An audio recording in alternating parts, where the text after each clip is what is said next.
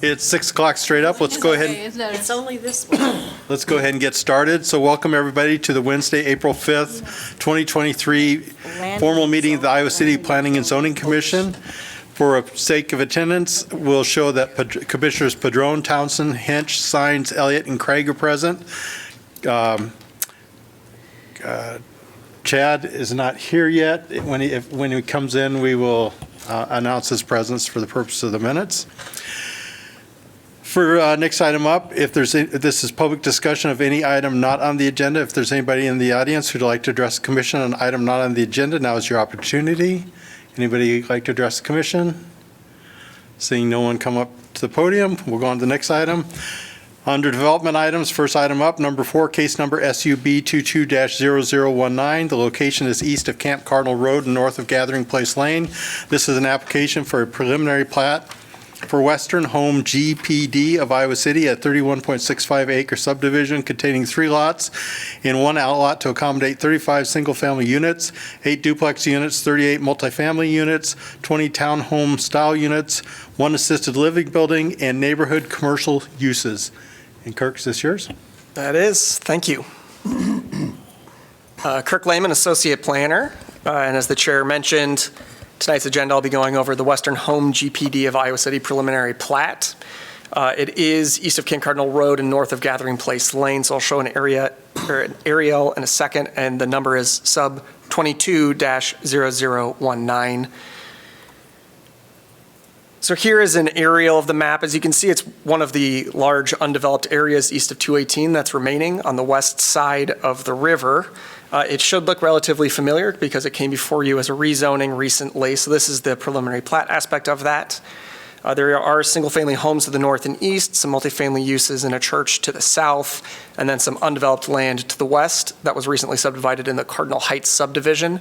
There are also 2 smaller homes as well. In terms of zoning, I did want to just note that there's an error in the zoning map in the packet where there's been some recent rezonings that weren't reflected in that. So this is an updated rezoning exhibit for you. You can see that to the north and south are RS5 OPD, which is low density multifamily residential with a planned development overlay. The south also has some low density multifamily residential in addition to that single family residential.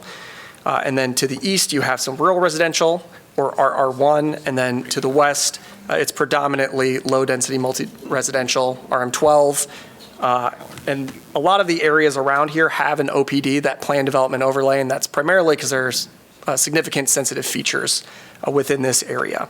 Then there's also a small interim development residential zone, which is kind of a holdover, and that is what some of this property was also zoned previously. So it was recently rezoned to RS8. So the purpose of this preliminary plat is to allow a senior housing project. It would have a mix of housing types as well as a mix of uses, including some commercial uses. Like I had mentioned, it previously came before you and was approved on February 7th, where it was rezoned to medium density single family residential with that planned development overlay. As part of that rezoning, it had 2 conditions. One is that the owner must contribute 50% of upgrading Camp Cardinal Road between Gathering Place Lane and the extension of Deer Creek Road. And that does include the cost of the traffic circle. That would be as part of that. And then second is that there is on-street parking, which I'll mention later in this presentation, and that they would have to maintain that as well. With the rezoning, because of the sensitive features, there was a preliminary plan development overlay plan and a sensitive areas development plan that were approved as part of that rezoning.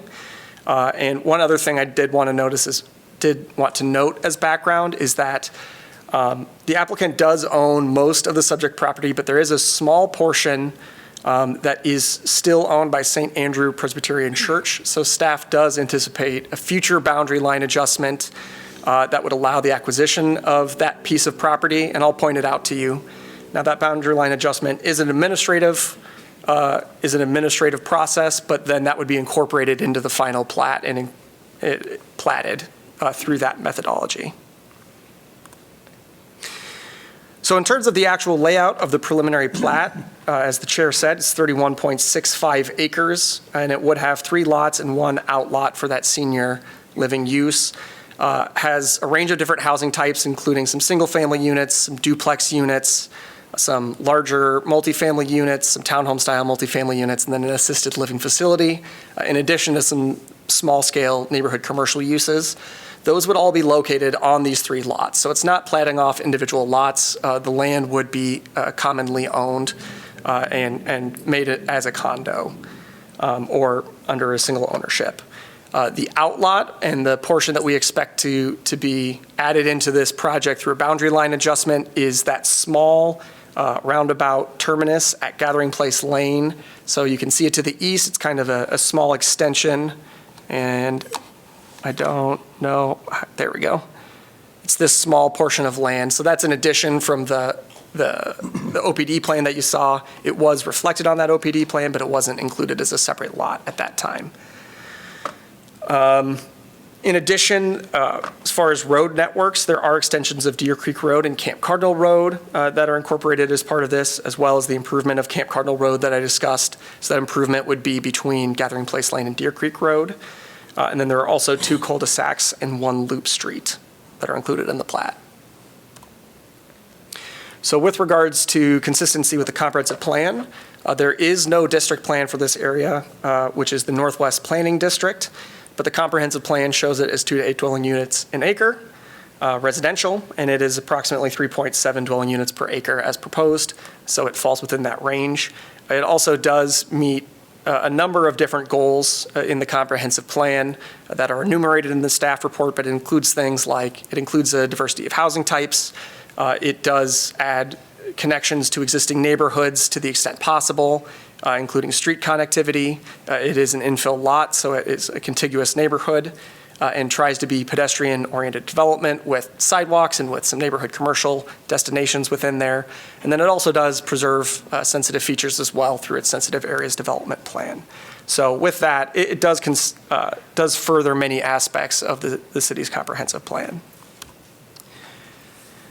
Now, in terms of the design of the subdivision, it very closely follows what you saw in the OPD plan that was approved previously, with more intense uses to the south and west and less intense uses to the north and east, which is similar to the surrounding uses that you see. In terms of access, the primary access would be from Camp Cardinal Boulevard via Camp Cardinal Road, so it would be a single point of access at the beginning.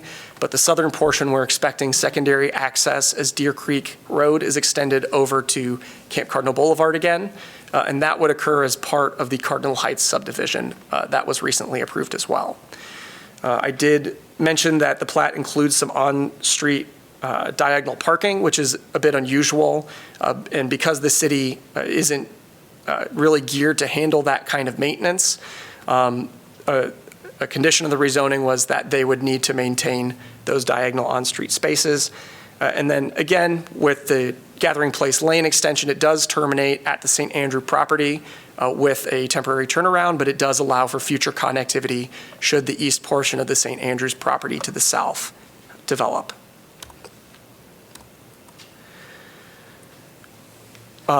And I did just want to refresh you on that sensitive areas development plan again. So it was approved at the time of rezoning, and it was required due to wetlands, woodlands, a stream corridor, and regulated slopes.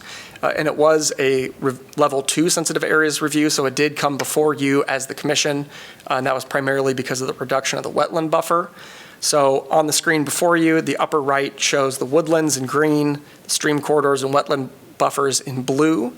And then the bottom left picture shows regulated slopes with that red dotted line on both of the exhibits showing the construction limits. And the preliminary plat does include elements of the SADP, including those construction limits, in addition to a conservation easement as well. With regards to neighborhood open space, we do require, as the city, a dedication of open space or fee in lieu of land dedication at the time of preliminary platting for residential subdivisions. It's based on the needs generated by proposed residential developments. Western Home has requested a fee in lieu of public open space in this case, and that amount is equivalent to 1.08 acres of dedication. which, based on a recent appraisal, is approximately $140,000. So that is the anticipated fee, but that would be dealt with at the time of final platting.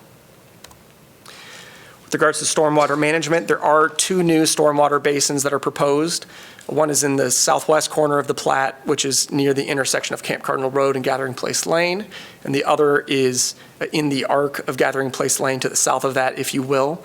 And those would connect into existing basins on the St. Andrews site. Public Works has reviewed and approved those preliminary stormwater plans, but those would be finalized at the time of final platting with other construction documentation.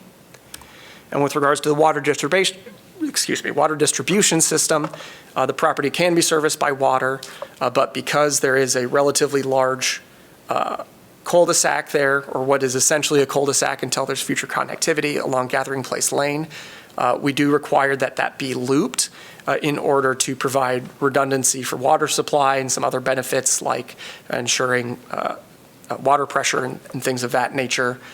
So the plat does show a private water easement that does run along the south edge of this property, and it does also run partially into the St. Andrew property. But Public Works has reviewed those and believes that those look like adequate locations for it. And our understanding as staff is that there has been an agreement reached with St. Andrew to allow that to occur. But that would all, again, be finalized at final platting. And then there are some anticipated infrastructure fees as well, including water main extension fees and sanitary sewer tap-on fees. It is a little unusual because there are 2 different sanitary sewer districts that it's plugging into, but information on that is included in the staff report. And then finally, I did want to mention that we received some correspondence, specifically from a Mr. Ventling, who wanted to make sure that developers know the area is important to native wildlife and vegetation, and then also encourages scaling back where possible to conserve habitat and or increase building density to minimize disruption to land during construction.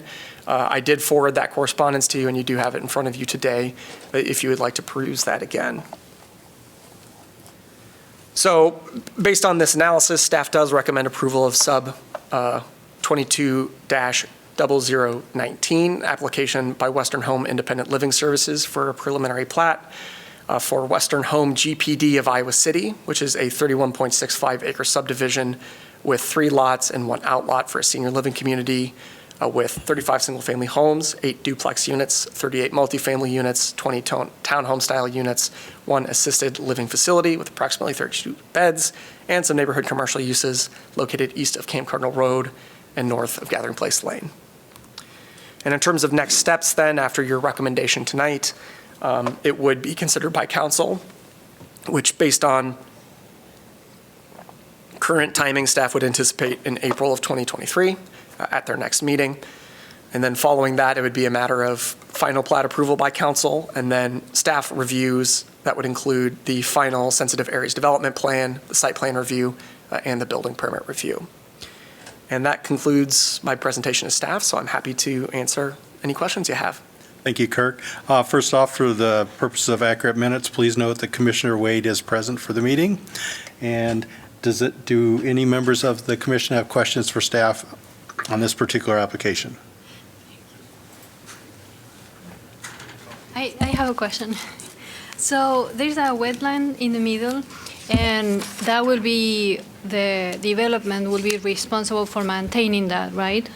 Is that right? So the development would be in charge of maintaining its own land. In terms of what would be required specifically for the wetland, as part of the SADP, it's that there's a buffer there essentially, and that it's protected so that there's not encroachment within the buffer. Or are you talking about stormwater? Yeah. Oh, yeah, they would be they would be required to maintain that stormwater basin. Okay. Thank you. Any other questions for staff in this application? Seeing none, we'll go ahead and open up the public hearing with the applicant or the applicant's representative, if they're present, if they'd come forward and give their presentation if they have one. Good evening, Mike Welch, Welch Design and Development, here on behalf of Western Home Communities. Kirk, thank you for running through all that. I know it's a lot going on there. I don't know that I have a whole lot more to add than what you saw tonight and what you saw when we did the the concept plan during rezoning. The one thing I will address with Mr. Ventling's comment regarding preserving areas and the habitat and whatnot, in the area between, on the south side of Gathering Place Lane, between the back of the single-family homes and the stormwater detention basin, we are, that's pretty steep. There's about a 30, 35-foot change in elevation there. So we are working with a local ecological consultant and looking at doing that in the native plantings and some things that way to, one, protect those slopes and also avoid having to have just a big area of lawn that needs to be mowed and maintained. So we're looking at doing that. In addition to we are preserving those wetlands and protecting those wetlands and looking at doing some things in the existing woodlands as far as woodland restoration and managing that way. So a little non-typical than what we see in a subdivision. Usually when there's multiple owners, we have an opportunity to kind of address that differently on this one. So with that, I guess if anyone has questions, I'm happy to answer those.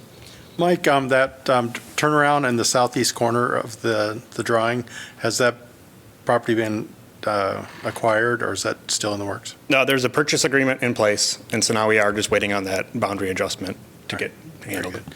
Any questions by members of the commission of Mr. Welch? Seeing none, thank you. All right, thank you. Is there anybody else who'd like to address the commission on this application? I just have one question for staff. There's nothing currently in any of the zoning ordinances regarding wildlife habitat or restoration of wildlife, is there? I don't recall ever reading anything about that. No, I think we kind of think of our sensitive areas ordinance as a proxy for that. That's the closest thing we would But it's not have. specifically mentioned, correct? Right. All right, thank you.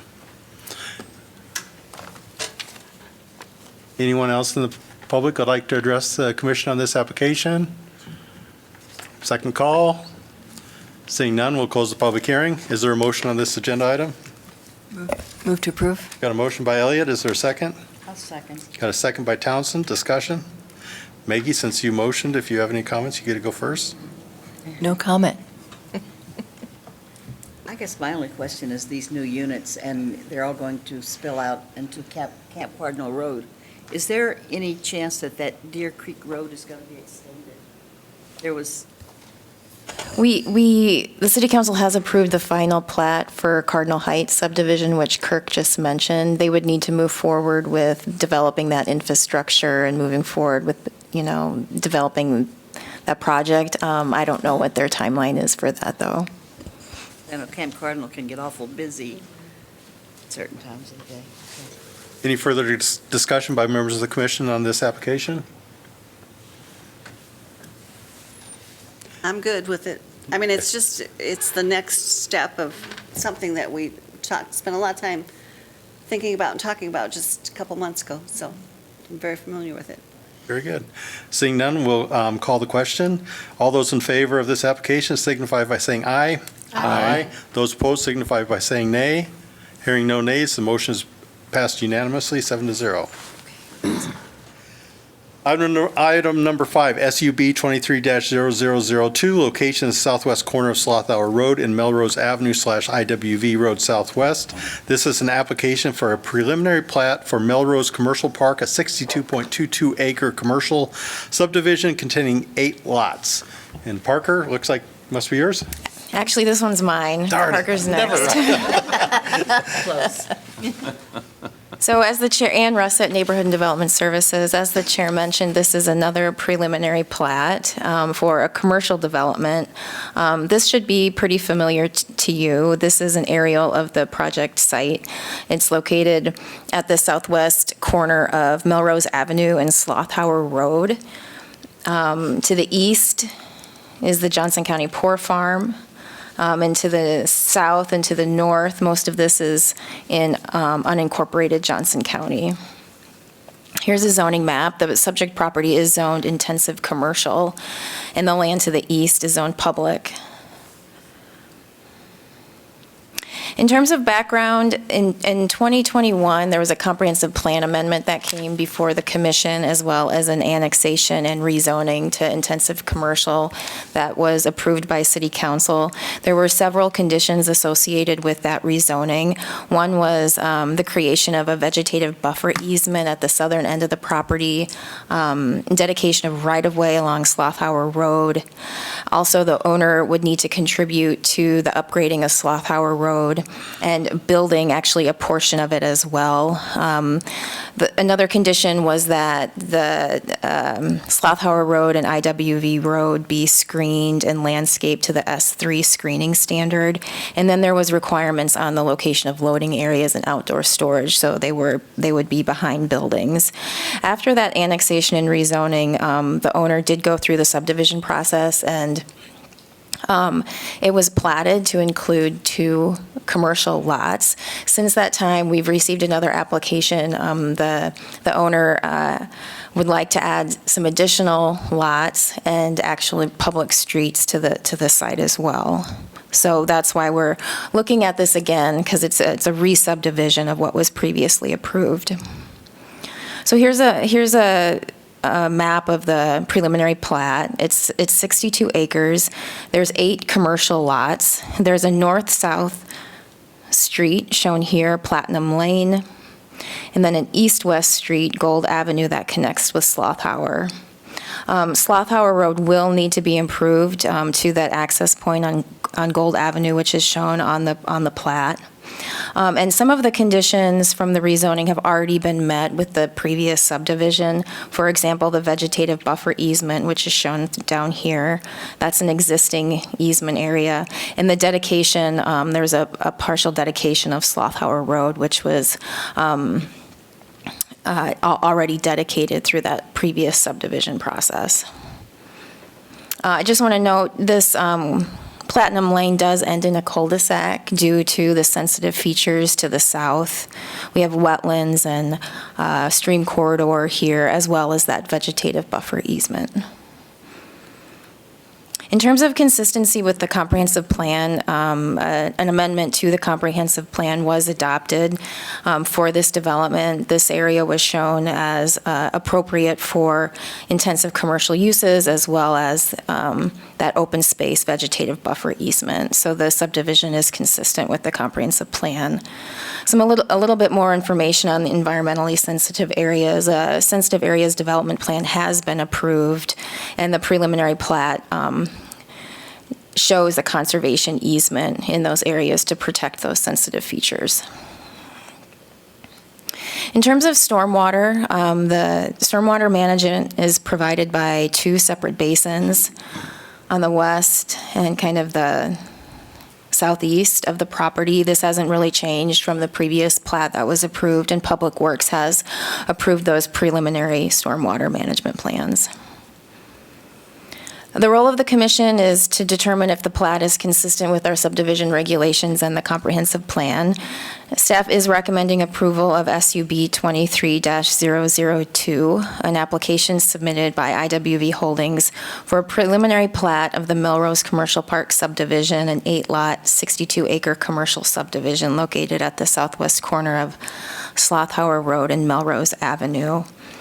This just shows kind of the process that has already happened in the gray, the comprehensive plan amendment, annexation, final SADP. All of this has already been approved, and this is just a revised preliminary plat that is being considered, and after a recommendation from the commission, it will go to City Council. After City Council, they can move forward with final platting and site plan and building permitting. So that concludes my presentation. Thank you. Any questions of staff on this application by members of the commission? Yes, I have a question. I meant to spend some time trying to look this up, and I didn't. So I know you have it at the tip of your tongue. Can you speak to what is allowed in this zone now?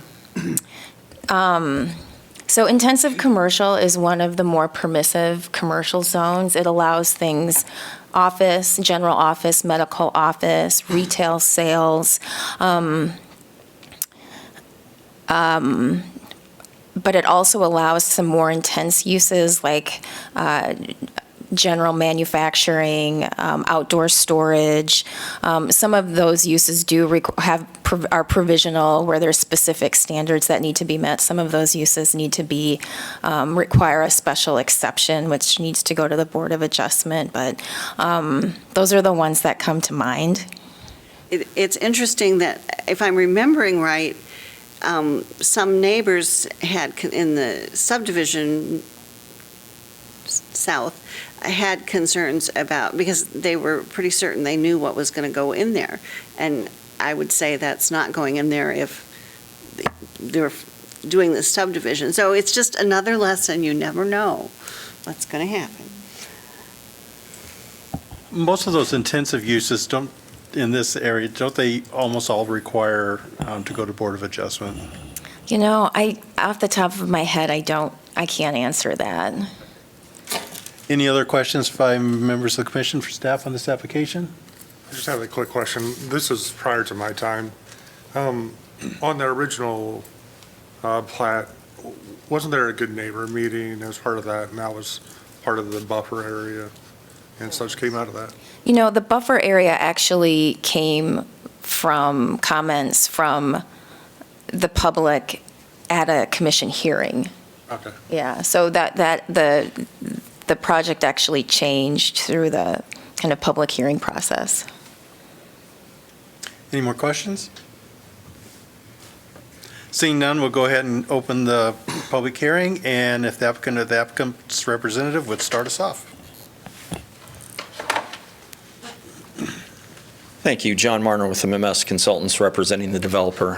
Thank you, Ann, for that presentation. I'll try to address a couple of the comments from the commission members just to highlight a few items. First of all, as she mentioned, as Ann mentioned, this is a redevelopment. It's a re-subdivision of the two previous lots that were approved.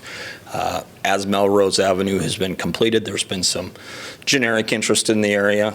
The interest has seemed to be for a little bit smaller lots as opposed to the two larger lots that were proposed and approved on the previous final plat. So that's what's prompting the re-subdivision to a few smaller lots. It's 3 smaller lots out along Melrose Avenue, and then there's some larger lots on the south side between I believe it's Gold Avenue, and the vegetative buffer. The vegetative buffer on the previous plat, when the Good Neighbor meeting was held and the previous commission meetings were held, that was one of the items that was highlighted. It was one of the concerns expressed. One of the zoning items, I don't remember if it was mentioned by Ann, was to provide some additional screening on that southern property. That vegetative buffer was put in place to ensure that there was ample distance and separation from any potential future development, those residential properties to the south. We added the vegetative buffer to make sure that would remain, and then there's additional landscaping and some screening that would be required with the site plan development as it progresses over time. The detention basins are provided in that area as well, so that's going to restrict any potential future development in that area as well. I'm available for any other questions if there are any. John, the paved surface that'll be on Sloth Hour south of Melrose, and I think it's going up to Gold, what's that distance? Do you know off the top of your head? From Melrose down to the Gold. east-west, Yeah. I believe it's 350 feet from center line to center line. All right, I'm just curious about that. Sure. Will you be acquiring right-of-way south of that to the end of your developable area on Sloth Hour, or will that come in the future? So as part of the previous final plat, when that was approved, the additional right-of-way along Sloth Hour on this property was platted at that time. Okay. This would acknowledge that. I believe it was 17 additional feet that was required on this property, and then any additional right-of-way needs that are needed for future construction of Sloth Hour would be required on the east side of the property. Very good. Any questions to John by members of the commission? Thank you. Thank you, sir. Is there anyone else who'd like to address the commission on this particular application? Second call for public comment on this item. Seeing none, we'll close the public hearing. Is there a motion on this item? Move approval. Got a motion by Craig. Is there a second? Second. Got a second by, was that you, Chad? Yep. Discussion, start with you, Susan. Again, I feel like, as in the previous one, this is just another step in something that we spent a lot of time on before, and, it'll be interesting to see what happens out there. Better to see 8 things than 2. Yeah.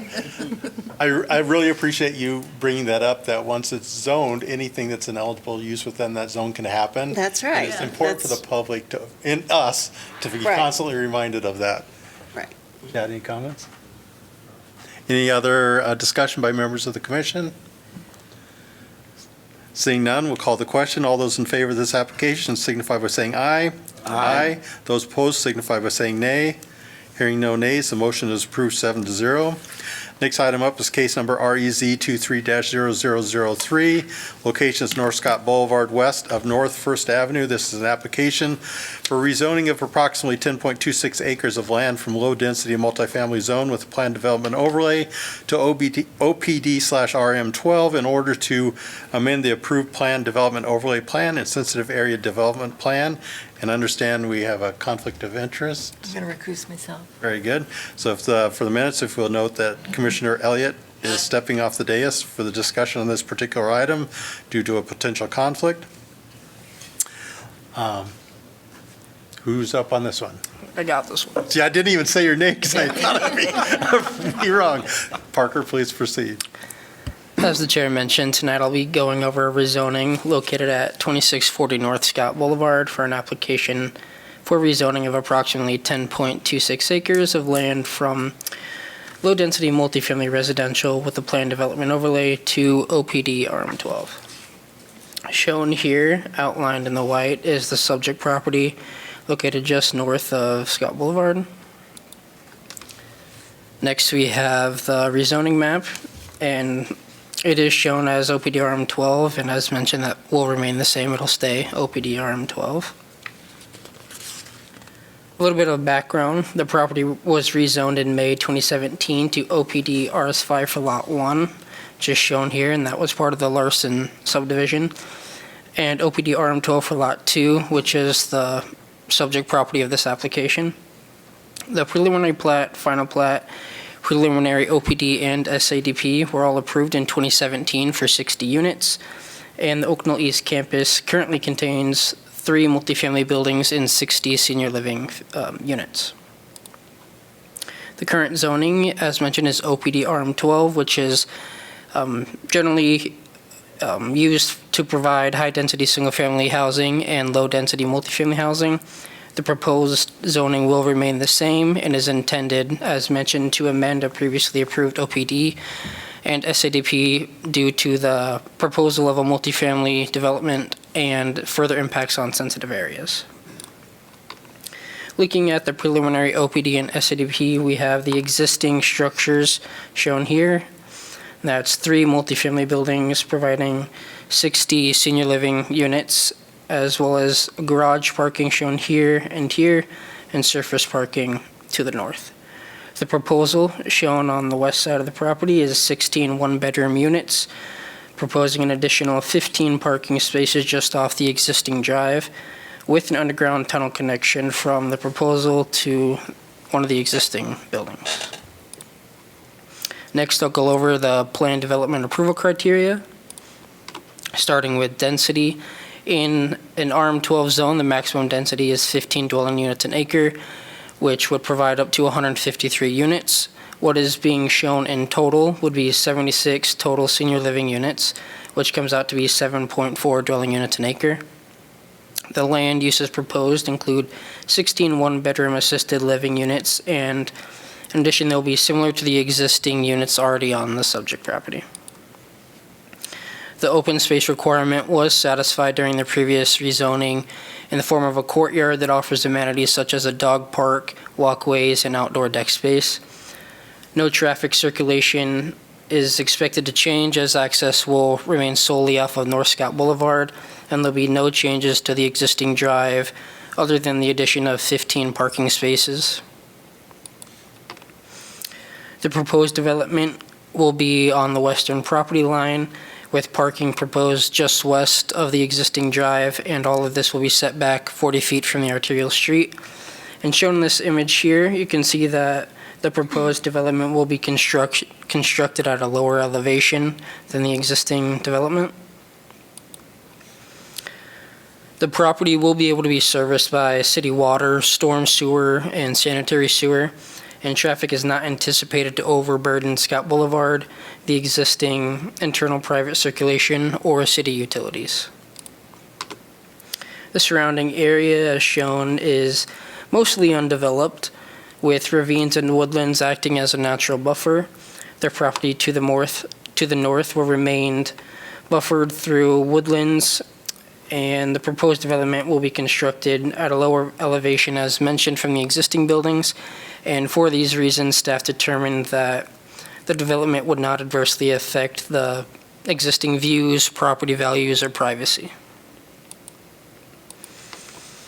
The proposed development is consistent with the existing senior living development as well as future senior living development that is proposed south of Scott Boulevard, and the applicant is not requesting any variations from the zoning code standards.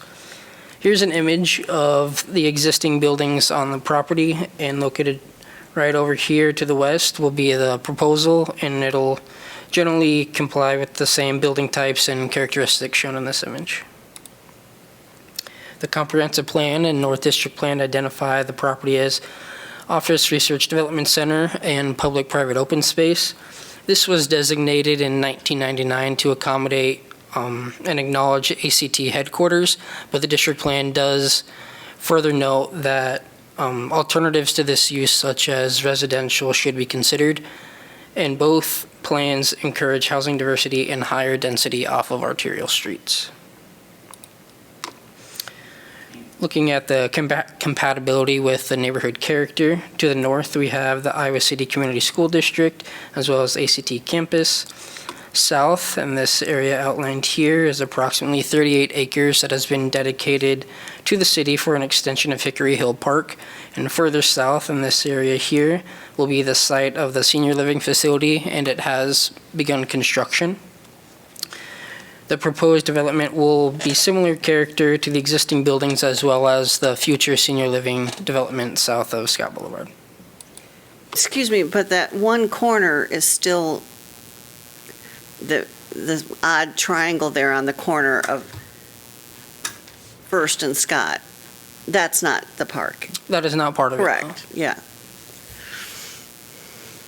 Looking at the sensitive areas, and we are looking at this in total impacts, so that includes the 2017 project as well as the proposed project. In total, 8.7% of critical slopes are proposed to be impacted, which is well below the 35% threshold, which would otherwise require a level 2 sensitive areas review. At the time of the 2017 project, protected slope buffers were impacted by 8,250 square feet, and that's shown over here on the right-hand side, and that was to accommodate stormwater management. Woodlands will be impacted at 59%, and this does include the woodland buffers, which are not anticipated to be impacted but can't be counted as preserved, and that still is below the 80% threshold that would require level 2 review. According to section 14.5K of the city code, public open space would be required via dedication or fee in lieu, and this was satisfied via fee in lieu during the previous approvals. Staff did receive 7 pieces of correspondence, 2 of which expressed concerns with traffic and sensitive areas, while the other 5 were in favor of the general Oak Knoll lifestyle as well as the assisted living units that future residents or even existing residents could move into. And staff recommends approval of RZ 23-0003, an application for rezoning of approximately 10.26 acres of land from low-density multifamily residential with a planned development overlay to OPD RM12 in order to amend the approved plan, development overlay plan, and sensitive areas development plan. Next steps following the commission's recommendation would be city council consideration, which is anticipated to start in April, and site plan final OPD and SADP by staff review, as well as building permits.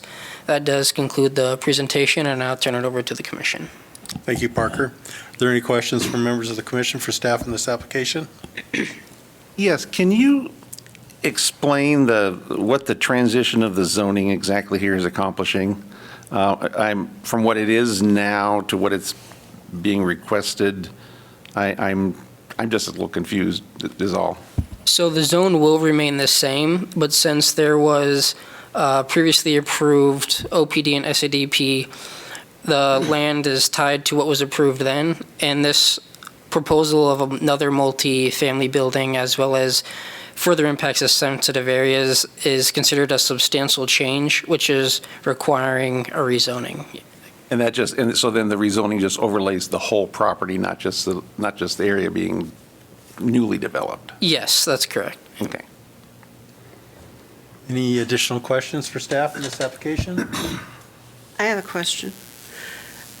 Can you go back to the layout on the streets, and it just feels, do you know that pink one, that's good, yeah. There you go. It might just be my perception, but it looks very close to that. It's not west. The building to here? To the lot line of the lot to, it'd be to the Yeah, the building north, does right? meet the setback standards on the property line. Is that what you're referring to? Well, can you just tell me how many feet that is? It doesn't look like it's that much. 10 feet? It's 10 feet on that property line. It looks like it'd be more than 10 feet. The setback requirement is 10 feet. Okay. It just doesn't look like very much. Any further questions? And Oops, wait. sorry. And my other issue when I saw this the first time is the bringing of it so far below. I mean, I can't orient my directions correctly, so I'm just going to say down from the building it's connected to brings it a lot closer to the street than any of the other residences here. That was required because up in the northwestern portion, there is existing protected slopes, and shown right here, there's protected slopes in this area, so the building couldn't get too far north without impacting protected slopes. I mean, okay. And just to add to that, our sensitive areas ordinance does not allow impacts to protected slopes. So it really was not an option to move it north.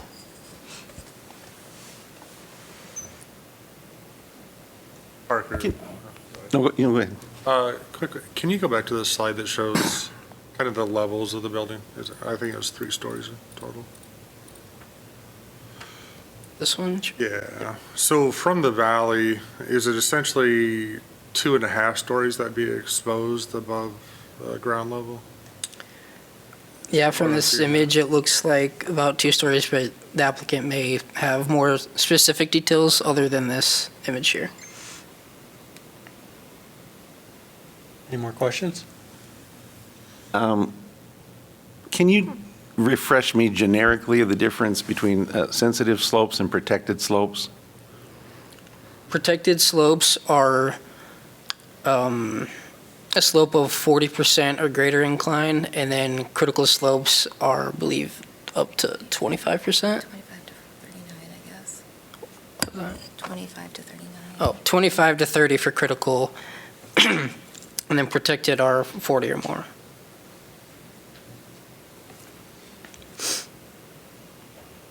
No further questions? We'll go ahead and open the public hearing if the applicant or the applicant's representative would come forward on this application.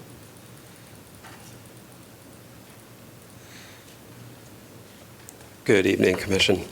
Brian Belk, Axiom Consultants. Yeah, thank you, Parker, for running through that with everybody here. Steve Rowe from Oak Knoll is also here, as well as Jack Top from OPN, the architect. So certainly any questions related to the facility or architecture, I'm sure they'd be able to handle as well. I think most of it was described in full and in length. As noted, the zoning really isn't changing, even though it is a rezoning. But to answer maybe one of the questions from Susan, we did look at multiple different options of layouts where this building may fall. And as noted, it's actually started in that northwest corner and just could not make it work in terms of those protected slopes and the sensitive areas. So the southwest corner really worked out much better in terms of any impacts to sensitive areas as well as impacts to residents and constructability, just because of the access to that versus going all the way up and through past the other buildings. This is a lot more accessible on that southwest corner as well. Adding a much-needed 16 units, as noted, and certainly Steve could probably speak to that even more. But yeah, really here to answer any other questions you may have, or anybody else that could answer for you. Does anybody have any questions on this? Yeah, can you kind of, what's the elevation face going to look like on the west and south end of that building? I drove out there earlier today, and I'm just, quite frankly, amazed you can squeeze that building in between there and the slopes. And I do see, it looks like we do have at least one full level below grade. And it slopes from the north to the south also, and I'm trying to figure out how that impacts, where that one level below grade is. If it's at the north end, there's going to be it seems to me there's a lot of foundation showing on the south end. Yeah, and maybe Jack might speak to this better than I can, but and that was kind of a little bit piggyback on the question earlier. From that west side and from the valley, if you will, it would be like 2.5 stories in elevation as part of that is exposed of that lower level. It is 2 levels of units in terms of above ground grade, but there will be some partial exposure there. I don't know, Jack, if you want to or can address in terms of the look of that or the exposure of that, but I don't think they have an image of that. Good evening, Jack Top with OPN Architects. The wings of it, the north wing and the south wing, would be 2 stories only. Partially below grade of the first level, that's the lowest level, and the middle knuckle piece, or where it turns, would be 3 levels. And that's the only portion that would be 2.5 stories above grade. Otherwise, it's much lower than you might think. The architecture is trying to blend in with the existing architecture. There's, I believe, a type of wood housing siding on it and a flat roof type of structure. That's what's anticipated.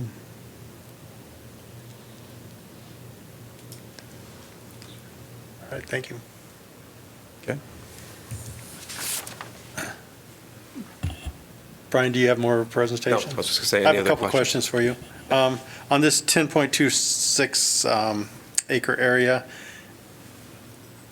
it doesn't look like there's any other area to develop anything else. Is this probably the end of the changes?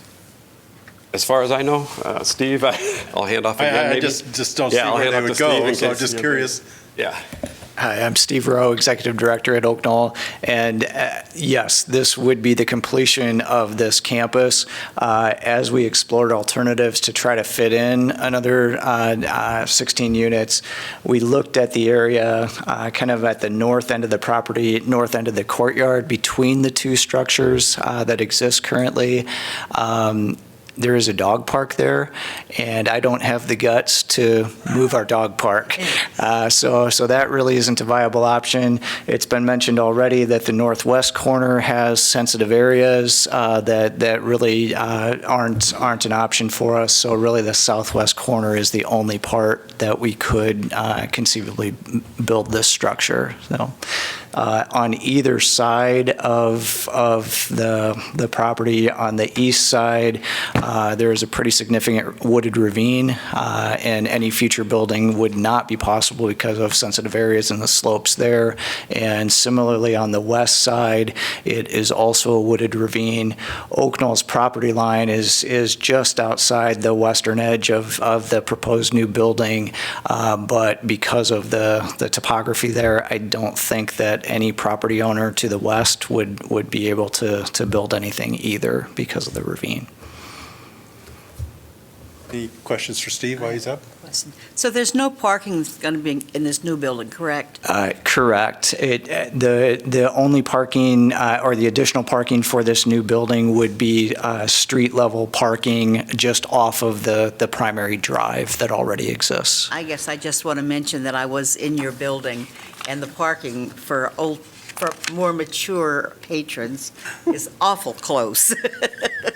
Understood. I would hate to have to park in there. Thank you. All right, thank you. Steve, is this independent or assisted? So the structures that exist currently are all independent living apartments, and that has worked, but it would be very nice to be able to offer assisted living services to the residents who have started their Oak Knoll lives at this campus, and that's why this building is being proposed. So this would be assisted living. New building? Yep, correct.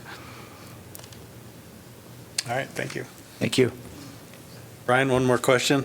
With the proposed tunnel, will the road, the single roadway in and out of this be disturbed for that? I don't see how you'd build a tunnel without closing the road, which seems kind of problematic since it's the only roadway in, so I'm curious about that. Sure, yeah, we have been in talks and as part of the design team, been working with a general contractor on what that might look like. We've actually talked about keeping access through there and essentially building that half at a time, whether it be even in a temporary offsetting road to get through there. But it certainly has been a topic of discussion as we continue to meet weekly on what this looks like moving forward. So I think right now, the intent is we'll keep that open, and we're looking at phasing and staging that tunnel through there accordingly to do so. I presume if you're going to close the roadway, is that a public roadway or is that private? No, that's road? private. Okay. But fire departments still require that to stay open. Yep, absolutely. Absolutely. Any further questions for Brian? All right, thanks, sir. Thank you, appreciate it. Anyone else that would like to present or address the commission on this particular application? Second call for anybody? Seeing none, we'll close the public hearing. Is there a motion for approval? Is there a motion on this particular application? Move approval.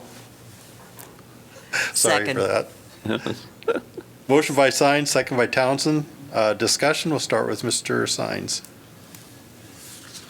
Like I say, I was out there at the site earlier today, and I don't know how that building is going to squeeze in there. It seems to me that the slopes start right just, within 15, 20 feet of the existing street.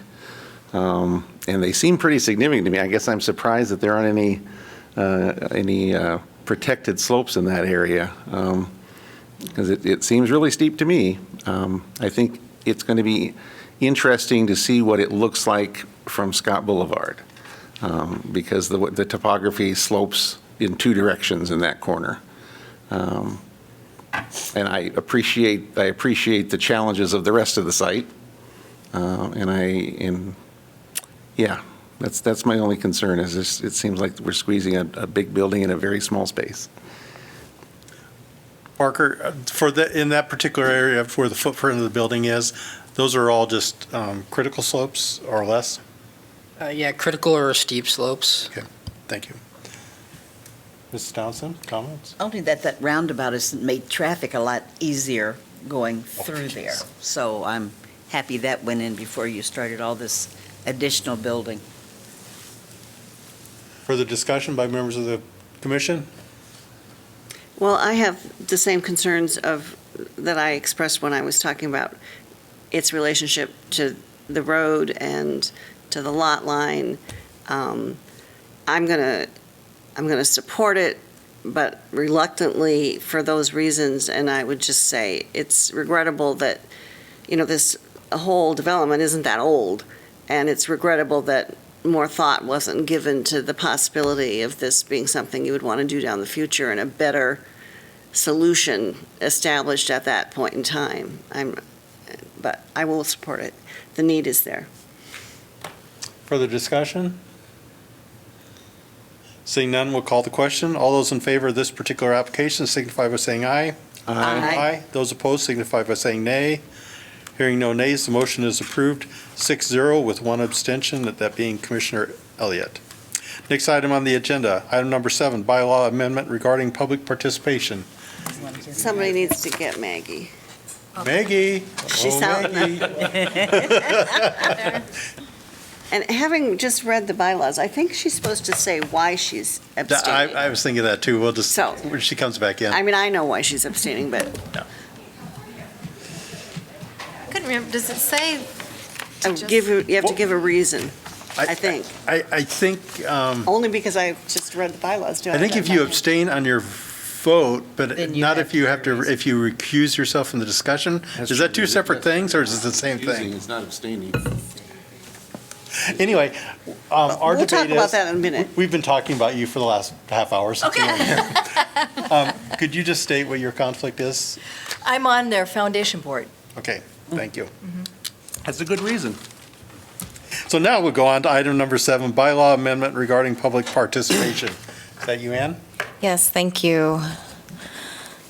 So it's been a while since we've looked at this, but in February, you discussed and provided some feedback on an initial draft of the bylaws. What we heard during that meeting is that you wanted to allow testimony up to 5 minutes instead of 3 minutes, only giving people one opportunity to speak per agenda item, allowing official organizations to consolidate their speaking time up to 8 minutes. There was a couple of things you'd like us to remove. One was the section related to attendance at council meetings and then the annual reports. Additionally, we wanted to make sure that it was clear that all meetings should be in locations that are accessible, and then incorporating some language on virtual participation. So Sarah and I worked on making some changes to address the feedback. I have each page of the bylaws up here. If you'd like me to go through them, I can, or just turn it over to you for discussion. But I believe we've addressed all of the feedback we heard from the last meeting. Would any members of the commission like a point-by-point discussion by staff on this, or? I think we all had the opportunity to read it, and we've seen Okay. it before, so. All right. We'll just open it up for discussion. Comments on this? I appreciate you thinking ahead, that in case we need this, we have it. I think you were the one that Yes. thought of it. Mr. Science looked like you were going to say something. No. Susan? Of course, I have something to say. Okay, I am confused by, in Article 9, the new article about public participation, it says that, let's see, in Section 1, persons other than commissioners shall be permitted to address the commission only on specific agenda items. And so, does that agenda item include, I mean, the very first thing we have on our agenda is Public public comment. discussion of But it- anything not on the agenda. But isn't that a specific agenda item? Well, that's what I'm asking the attorney. Yeah. To me, That's how I because, interpret it. because, I mean, it sounds restrictive, and yet, in fact, the agenda item on our meeting, at our meeting, is not restrictive at all. They can get up and talk about anything for 5 minutes, right? Currently, because we don't have a rule about germaneness, so they could get up and talk about the weather for their period of time. Right. Okay. At first. I mean, I read that Lovely. as that we have an agenda item asking people if they want to give comments to the commission, and then in our bylaws, we say a specific agenda item. Doesn't seem right to me. I'm confused about that. So are we removing the first item in our agenda in every meeting and people won't be able to comment about anything that is not on the agenda? No, that's not the intention. So how, like, During that first, what is it, item number 3, they could get up and talk about the weather, okay, even though this okay. bylaw exists. But after that moment. After that, it needs to be germane. They can't Right, get up during right. item number 4 and talk about the weather. Right, okay. All right, if you say that covers anything, then I'm good with that. My other question is, I don't know where this is. they talk about, also in this section someplace, now I made it too big, work sessions. I have been on the commission for years, and I've never been to a work session. We used to have them. Yeah, we used Well, to have. I didn't ever find them particularly productive, so I'm kind of glad we don't. It doesn't, when, in the earlier part where it talks about meetings, it says nothing about work sessions. And then later down here, it refers to work sessions, which in years I've never been part of, and it doesn't allow work sessions. I mean, the chair can call a meeting, but it doesn't say call a work session, it says call a meeting. Well, I think that is a work session. but aren't we also supposed to have the Mondays available in case there is a work session? Yes. Whoa, I didn't know that. Oh, I didn't Well, know that. Well, formerly, work sessions were on Mondays, and we just haven't had them in a long time. And it's just for the commission work session, so there's no public participation. I mean, they could probably be present, but they can't comment. To your point, it talks about a work session here, but it doesn't up above where it talks about the types of Correct. meetings. It's like, It talks about a special meeting. it talks about a special meeting. Okay. Maybe, including work sessions? I don't know. It just seems disingenuous to me that, and confusing to people who read this and go, well, work sessions, where did they come from? I mean, and for me, who's never been to a work session and didn't know that they were formerly a common thing. I think we use them for, like if the staff educated us on particular items, or wanted to review a complex topic before it came to a meeting. Well, what did we just have a couple weeks ago? Was that a work session? No, that was a meeting with the council. No, when we had, I guess we were talking about housing. That was a formal meeting. Oh, okay. Yeah. Okay, if it doesn't bother anybody else, it just bothers me, but that's okay. No, I think we could have like more clarification on that. Maybe add different words, like more words. Or Where just was list that it as again? another item under meetings. Yeah. Oh, yeah, That would take care of it. yeah. The work session is mentioned in the public participation section. Right, but where? That's what I'm wondering. Section 2, I think. But Section 5 covers meetings, so why not have that, Section 1, Sarah? Okay. or Article 5? Okay, Oh, work yeah, session section one. meetings.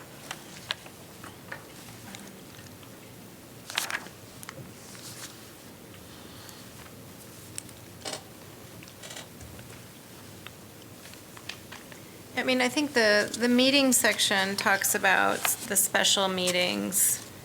I think that could be interpreted as, Isn't special meeting just a generic term for everything other than a formal meeting? That's how I right, read it. I mean, it could be a work session, it could be some other meeting called outside of the regular schedule of meetings. So I interpret that to sort of be a little bit more broad than just a work session. While you're looking at that, do we take out that second and shall be called by the chairperson? Where's that at? Under Article 5, Section 2, it says special meetings, members shall be called by the chairperson and shall be called by the chairperson or vice chair.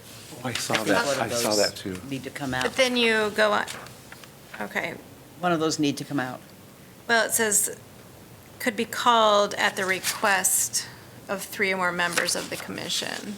But it says, special meetings of the members may be called by the chairperson Right. and shall be called by the chairperson. So it may be called by the chairperson, but it shall be called by the chairperson if 3 or more members request it. Okay, Okay. that's yonky, but okay.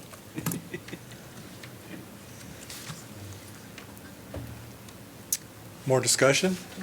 Something else I wanted to, under Article 7, hearings, comprehensive plan, do we need to list, since we got all the South District Plan in the north, it's not just the comprehensive plan, but there's several different plans that we have to look at depending on what area? Yeah, those are all part of the comprehensive plan. They're components of the comprehensive plan.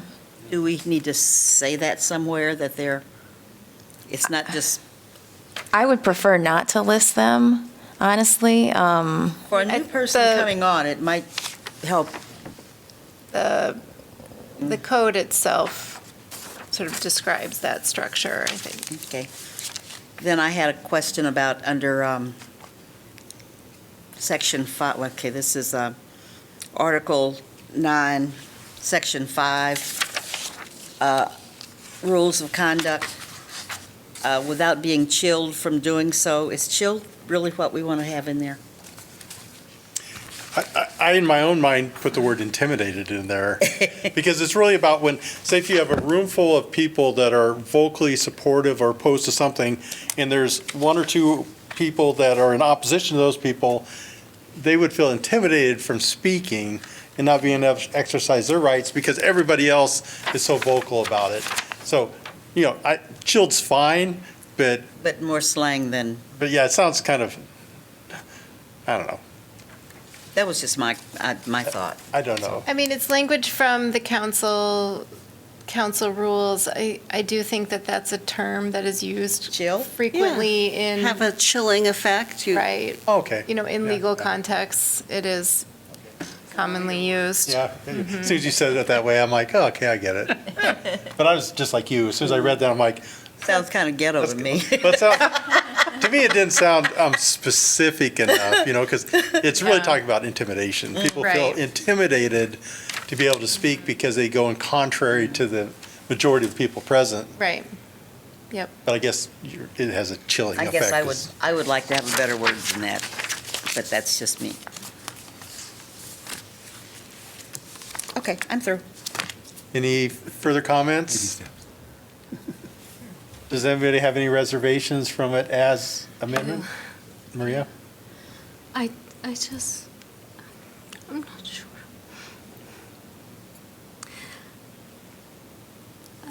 I guess I'm gonna have a difficult time talking, but I want to say a few things.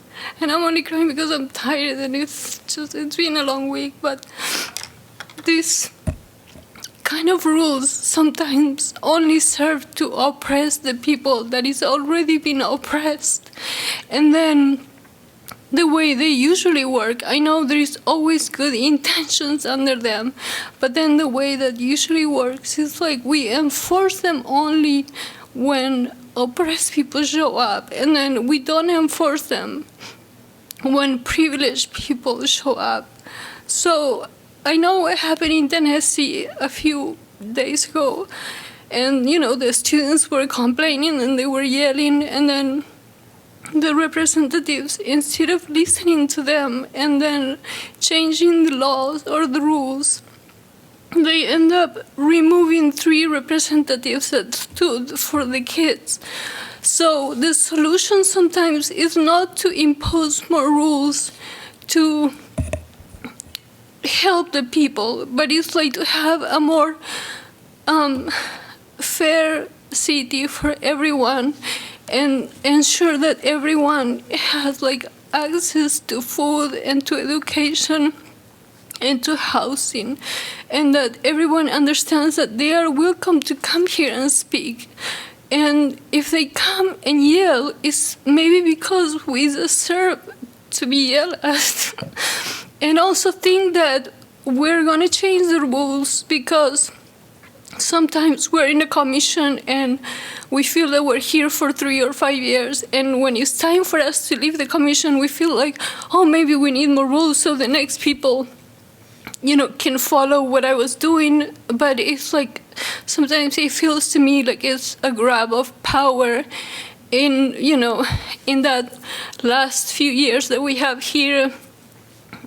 Because I was the chair of the Housing Commission, and when I had to leave, I was feeling like that. I was feeling like, well, I hope the next chair, understand all these rules, and I have been for a long time, so I had a clear understanding of some of the things that we have been doing for a few years. So I don't know, I'm just very sensitive about oppressing and this kind of rules, and I come from, a country that has a very difficult history with oppression, and I just don't like to put rules on people. I just want everyone to feel welcome to come. And if there's a kid, like a 16-year-old kid that comes and yells like Jermaine for like an hour, well, you know what?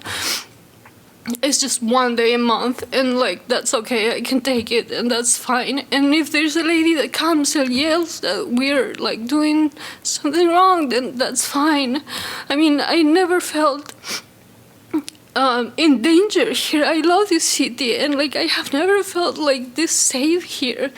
And I know that when people come and yell, it's because they have a reason. They don't come and yell just for nothing.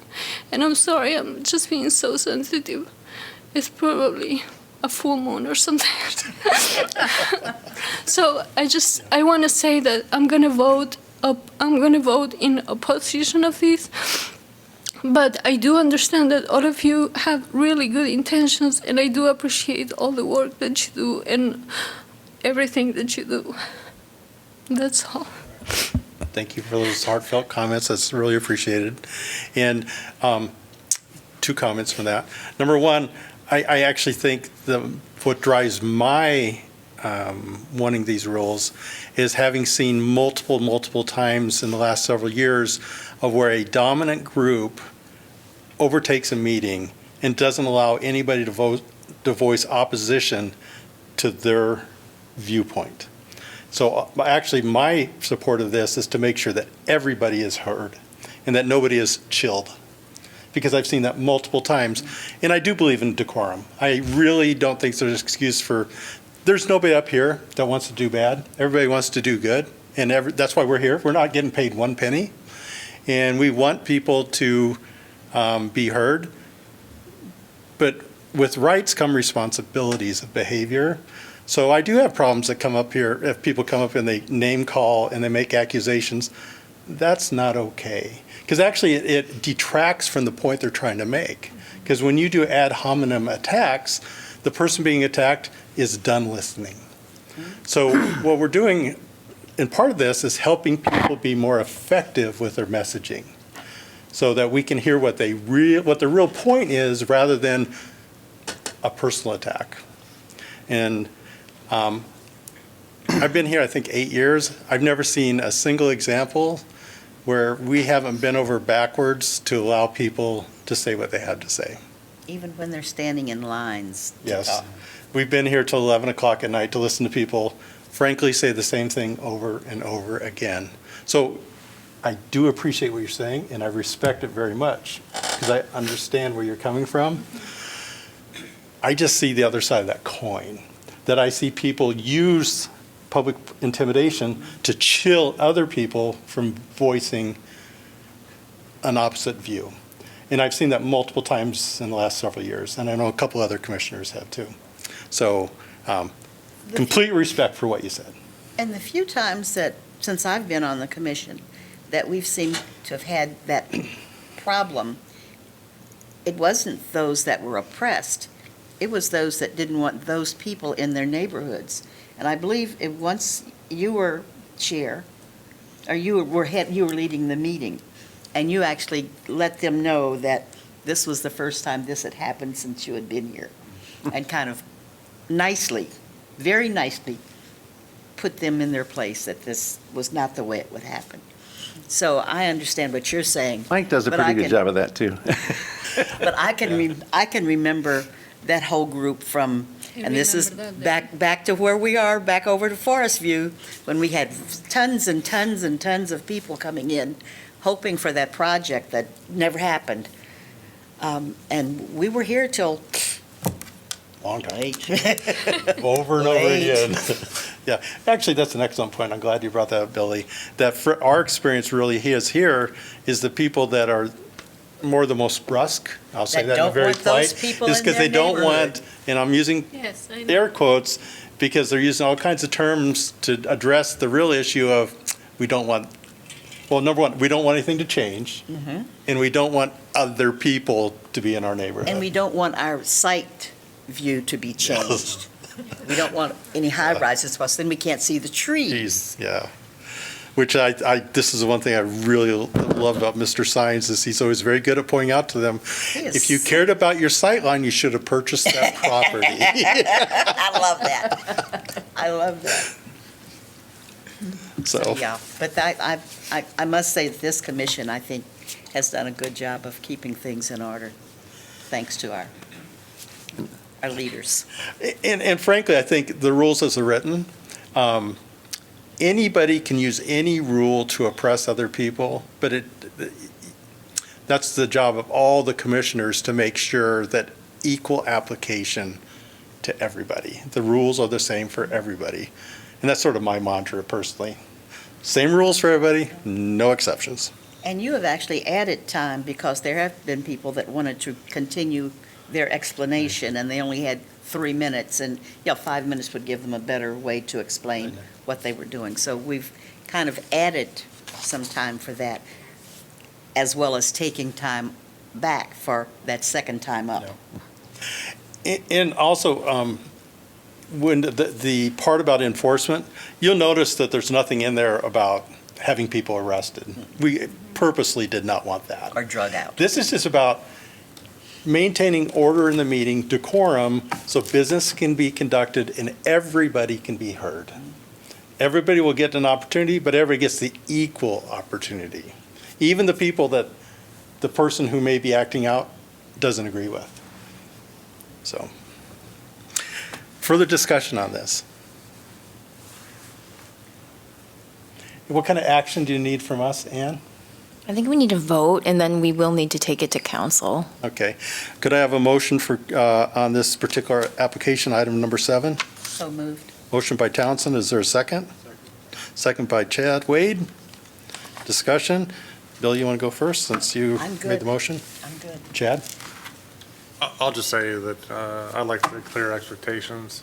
That way, across the board, we're applying everything fair and equally, especially with the strength of the current commission. You got 7 people to weigh in, so, yep. Very good. Any further discussion? I just want to also acknowledge Maria's perspective, and I think it is valid. I don't feel like what's here is overly oppressive right now, and I do trust the commission and the staff to do the best we can to keep it under control. So. All right.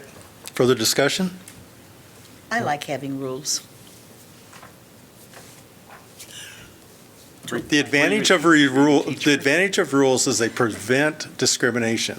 Because if you don't have full rules to follow, then this person gets 6 minutes, but that person gets 2 minutes, because there's not a rule. Yeah, exactly.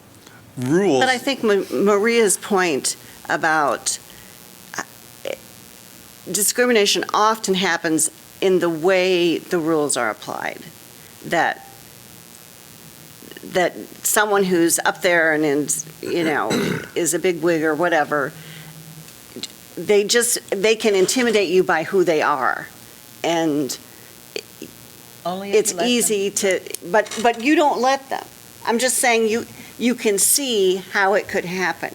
But I think you do a very good job. And I personally appreciate that it is according to the bylaws, and I think rightly so. You could put a limit and say, we're going to have, public input for an hour, and that's all. And so if you aren't in line, then when it's up, it's done. But we have never, in my experience, and I don't think from the way you have all talked, in any of your time on the commission, have we ever said, we're cutting it off in an hour, we're cutting it off in 2 hours. If people are here and they need to talk, we let them talk. So the way it is applied is as important as the rule. There are a lot of rules out there that don't get applied equally, but I think that this group does a good job of it, and it's a good thing. All right, all those in favor of the bylaw amendment as presented in the packet signify by saying aye. Aye. Aye. Those opposed signify by saying nay. Nay. So that vote is 6-1 with Commissioner Padron in the negative, and that is approved. Item number 8, consideration of meeting minutes of March 1, 2023. Is there any major additions or corrections anybody would like to note? It felt like so long ago. That's what happens when you miss a meeting. It's like, what? Oh, yeah. Can I have a motion for approval? Move to approve. Motion by Elliott, is there a Second. second? Second by Townsend, discussion. Hearing no discussion, all those in favor of approving the minutes from March 1 signify by saying aye. Aye. Those opposed signify by saying nay. Minutes are approved 7-0. Next item up is planning and zoning information. Ann? I have one item. The city council met last night and they discussed that rezoning out on Mormon Trek, the land to the west of the Dane property that they want to turn into By park. pit printing, yeah. Yes, and the mayor kind of took the temperature of the council, and it seemed like they were going to vote in different than the commission, so they would like to have a consult. I don't know when it's going to be. I'm guessing at April 18th, probably at 4, like the last one. So I just wanted to see if the commission would like to have a consult, and I can get you the time when I have that information. Can you say what the concerns were?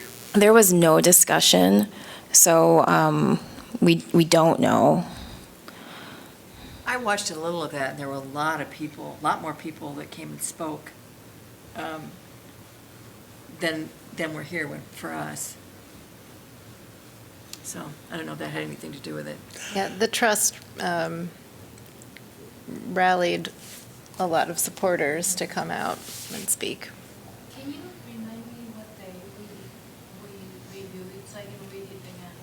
I think it was March 1st. Oh, okay. Yeah. So, that kind of brings up something I wanted to inquire about.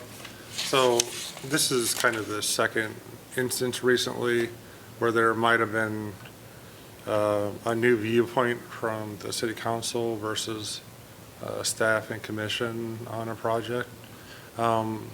Is there something that could be done for alignment or to smooth out that process? Because like in this case, they had a meeting on it, then it sets up another meeting. And so this one might not be as time sensitive, but the Orchard Court, it extends the time from a developer or so on from being able to progress an already heavily time and financially invested in a project. Yeah, I don't think anything really can be done. I mean, the commission isn't the decider, Right. the staff isn't the decider, council's the decider. Yeah. So they really have the ultimate say.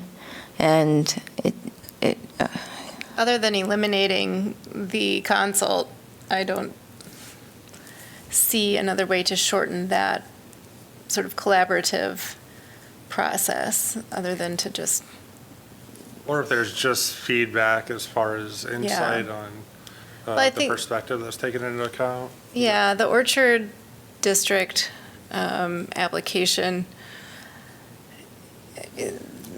We were not It in all seems like- agreement on that one. Right, Yeah. we weren't either, so. I mean, it seems like they're two separate kinds of issues, so it's hard to say, Maybe it's just the ebb and flow. that there's a direction they want the commission to go in. Well, this would be my perspective. We're all appointed to represent our personal viewpoints when we're looking at the application of the comprehensive plan and the zoning code as written. And so our job is to make sure that it's all compliant and it all fits. City council can just have all kinds of different political views in their vote, and that we should not ever have. And so sometimes I think we will have divergent opinions. And doesn't mean we're not doing our job and doing it well, just because they don't approve of what we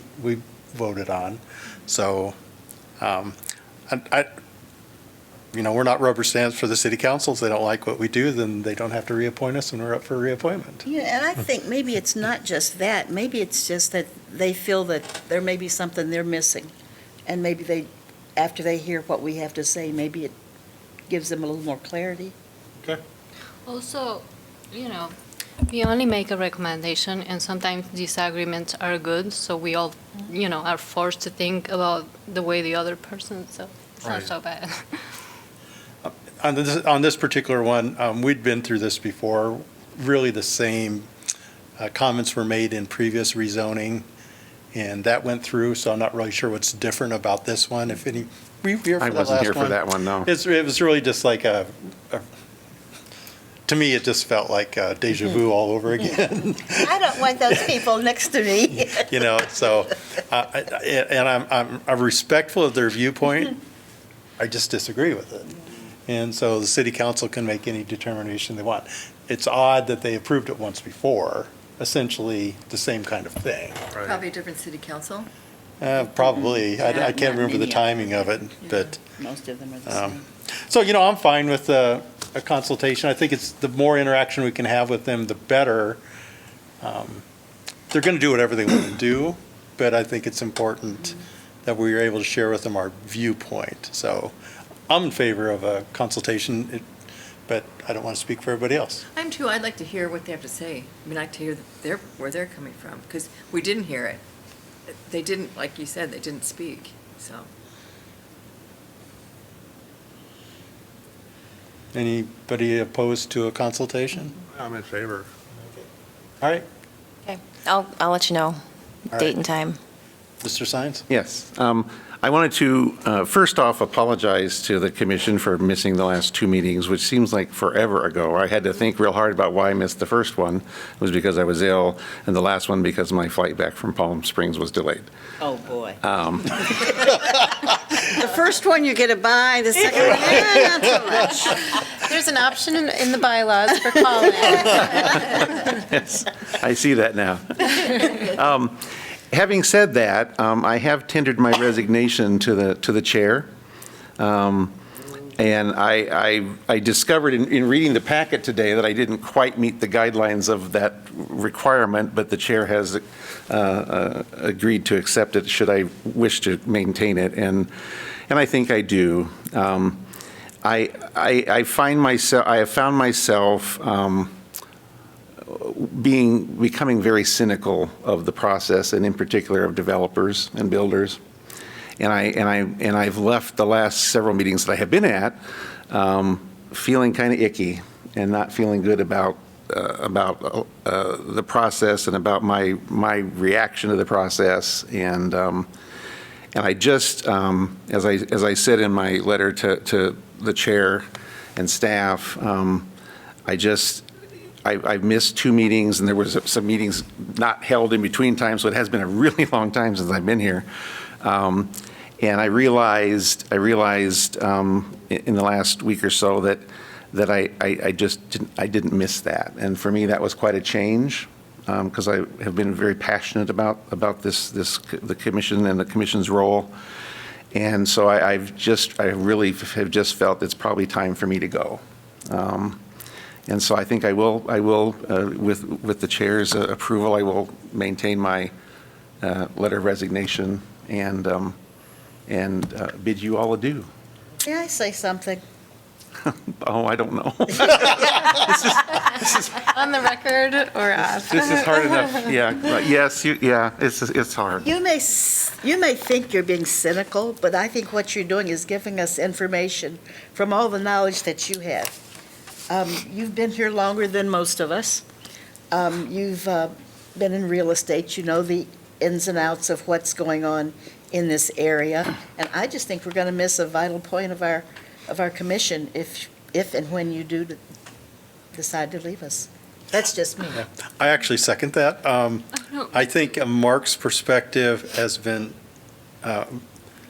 very appreciated, and I think it's made an impact on the commission.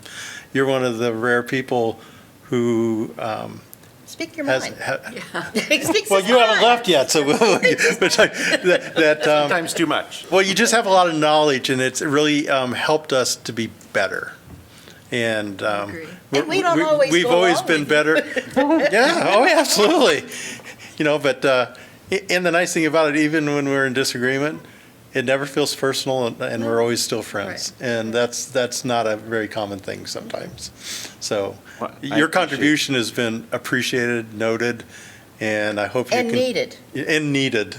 And I hope you continue on public service, maybe in some other form somewhere. Or because here. I appreciate that, and I would say I would encourage, I know in the past, there was a Realtor member before I started, and I think that is a valuable addition to the commission. I don't know that it's it might actually be a requirement. No. I don't think so. I don't recall, It's but, not. but I would encourage the council to consider that when they're looking at applications. Yeah, we had two realtors when I started, Phoebe and you, and I thought that Yeah, you the bring knowledge an was interesting amazing. perspective about, your knowledge of housing, particularly in Iowa City, is very informative, I think, to the group. So I agree with you. Stuff that we would never know to ask. And sometimes I'm thinking about things and I don't know how to say them. And then you're so eloquent and I'm like thinking like just what he said. Take that letter back. Take that letter back. Thank Yeah, I agree. So thank you, Mark. Thank you. Greatly Thank you, appreciate Mark. it. Thank you, Thank Mark. you. One thing I'd like to bring up, in the last issue of Planning Magazine, and I'm sure we all read it the day we received it, but they had a really nice, a short little article, a box article about habitat restoration and rewilding. And then Mr. Joshua Ventling's letter on one of the rezonings, just, it seems to me that's odd, because I asked that question, like, we don't actually ever address habitat, in the sensitive area ordinance. That seems like a miss. And so I just want to bring that up, and just to get the thought going with other people, if that's something, because, pollinators, brown bats, sure, we're in an urban area, but there is some But stuff not we deer. can do. Not deer. Deer have ruined my yeah. Not deer. I think they come up. When he should not have led with deer when he was listing all the great creatures that live in the woods. Yeah, but Fighting I just, at some point, I don't even know what to do with that comment, but it just seems like it was a miss in previous things, that there wasn't ever anything in like a sensitive areas ordinance or somewhere about that issue. Oh, and his letter, it was like, oh, yeah, I hadn't really thought about that. Yeah. So, And it's just a combination of his letter and then the article in planning that made me think like, I think we have a swing and a miss here, that something It's a that needs lot to be harder addressed. to measure habitat than to measure a slope. Yes. I'm just saying, if you talk about something that's going to delay a process and add considerable expense to something, it's figuring out who lives here. But I think the whole thing is, I think everybody knows here that I believe in development, somebody's got to pay property taxes. Strike that comment, but when we have areas that are reserved from development, it seems like we should have some criteria of how that land should be used or restored, that there should be something about creating pollinators or habitat or something. Just want people to sort of ruminate on that for a while. Well, it sort of hinges with something I brought up a couple of times about when a housing development is built and there's woodlands involved, and then it just goes to the housing association, the community association, to maintain that and take care of it. And Yes, and I actually would like to talk about that at some point, if we could add it to the agenda. mean, it's sort of- I'm going through that right now. There is stormwater near where I live, and it's practically abandoned. And I don't know if the city could have some kind of like a penalty, or, maybe charge the HOAs and then they take care of it, or put a penalty, because it's a problem. I agree with that, because sometimes I'll be going around town and I'll see an area that, to me, visibly looks like a stormwater detention area, and it looks like it's pretty wild. And then I'll notice in the paper, they'll have periodically those little box